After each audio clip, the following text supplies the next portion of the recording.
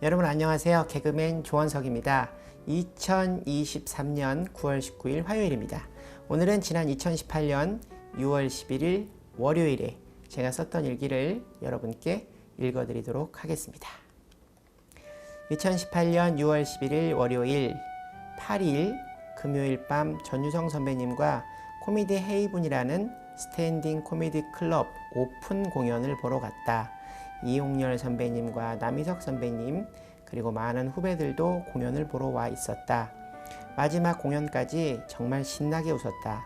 공연이 끝나고 흥분이 가시지 않은 상태에서 전유성 선배님과 후배들과 뒤풀이를 하러 갔다. 흥분이 가시지 않아서 소맥을 5잔 마셨다.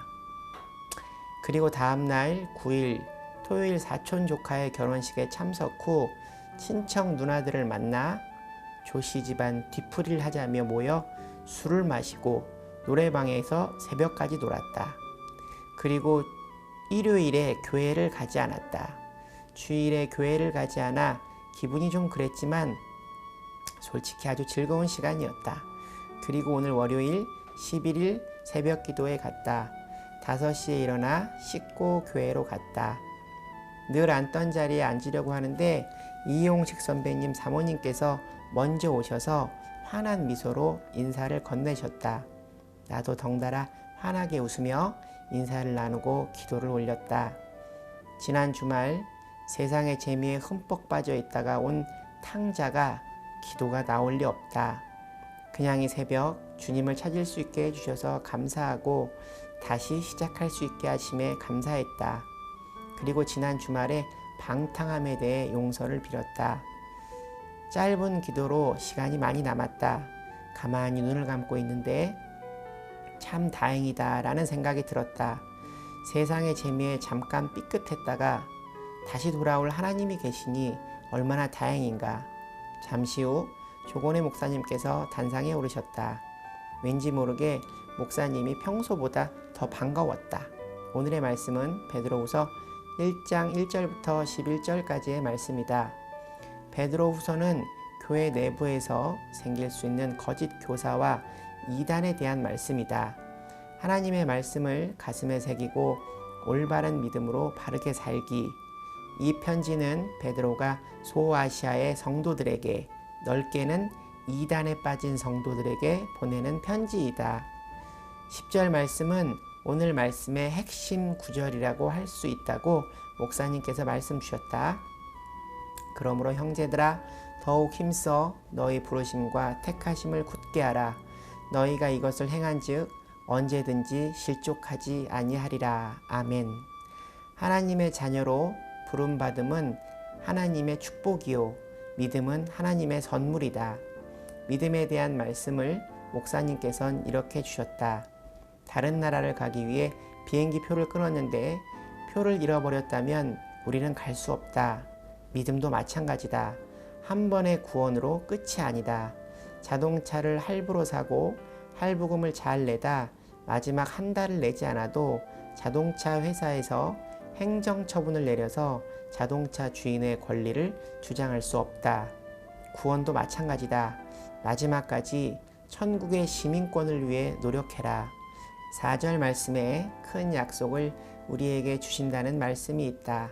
이로써 그 보배롭고 지극히 큰 약속을 우리에게 주사 이 약속으로 말미암아 너희가 정욕 때문에 세상에서 썩어질 것을 피하여 신성한 성품에 참여하는 자가 되게 하려 하셨느니라.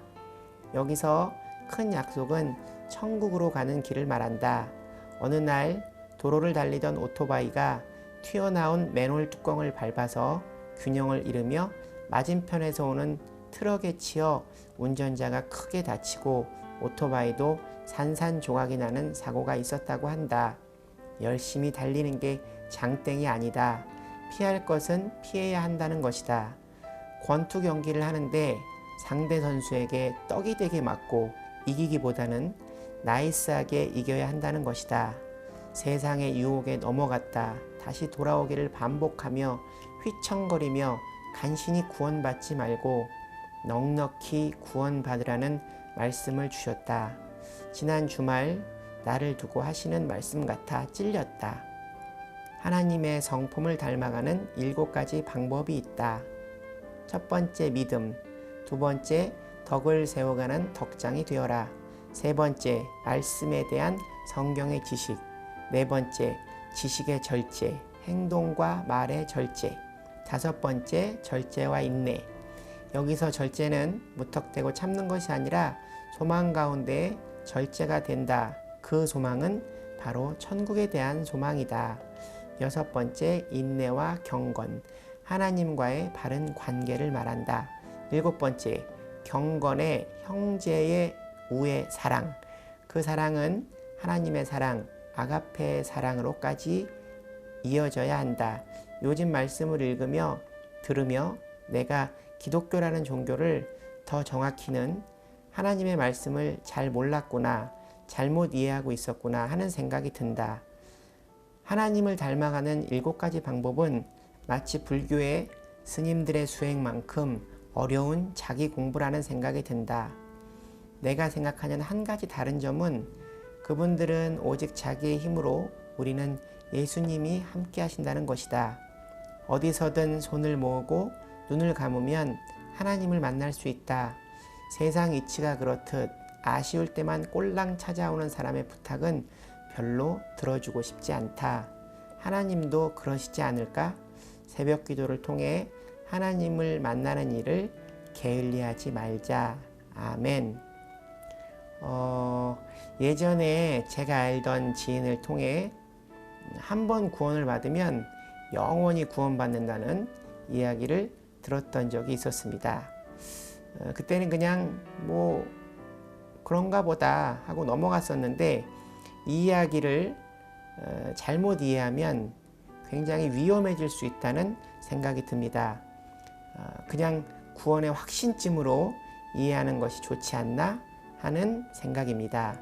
예전에 개그맨 동료의 추천으로 유튜브를 통해 박보용 목사님의 말씀을 듣게 되었는데, 마태복음 5장, 6장, 7장 산상수훈 말씀에 구원에 이르는 방법이 자세히 기록되어 있으니 매일 읽으라는 말씀을 듣고 정말 매일 그 산상수훈 말씀을 읽었던 기억이 납니다. 다른 이들에게 보이기 위함이 아닌 내 스스로의 구원을 위해 늘 거룩하기 위해 노력하는 원성이가 되기를 바랍니다. 오늘 일기는 여기까지입니다. 여러분, 오늘 하루도 주님과 함께 동행하는 행복한 하루 되시기 바랍니다. 슈브. 여러분, 주님께 돌아오세요.